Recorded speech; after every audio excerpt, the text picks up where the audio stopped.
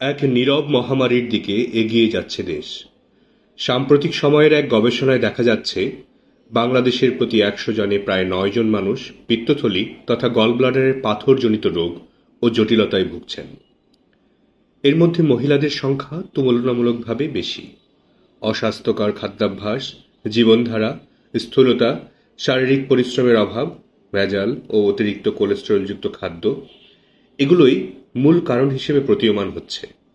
সাধারণত ডান পেটে তীব্র ব্যথা, বমিভাব, বদহজম, পেট ফাঁপা, জন্ডিস এসবগুলোই পিত্তথলির পাথর বা পলিপ বা ক্যান্সার হওয়ার মূল লক্ষণ।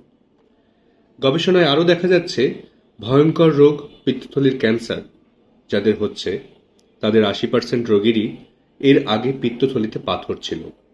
সুতরাং অবহেলা না করে দ্রুত বিশেষজ্ঞের পরামর্শ নিন। এসব রোগের একমাত্র চিকিৎসা হল অপারেশন। আপনাদের জন্য সুখবর, পিত্তথলির বিশেষজ্ঞ চিকিৎসক এখন আপনাদের হাতের কাছেই। আপনার পিত্তথলির অপারেশন হোক নিরাপদ, একজন পিত্তথলির বিশেষজ্ঞের মাধ্যমে। স্বনামধন্য hepatobiliary pancreatic and liver transplant surgeon doctor Murshidul Arefin এখন নিয়মিত রোগী দেখছেন এবং অপারেশন করছেন পপুলার মেডিকেল কলেজ হাসপাতাল এবং পপুলার ডায়াগনস্টিক সেন্টার, ধানমন্ডি, ঢাকাতে। তাহলে আর দেরি নয়, পিত্তথলির যে কোনো সমস্যায় আজই চলে আসুন স্ক্রিনে উল্লেখিত নম্বরে যোগাযোগ করে। ধন্যবাদ।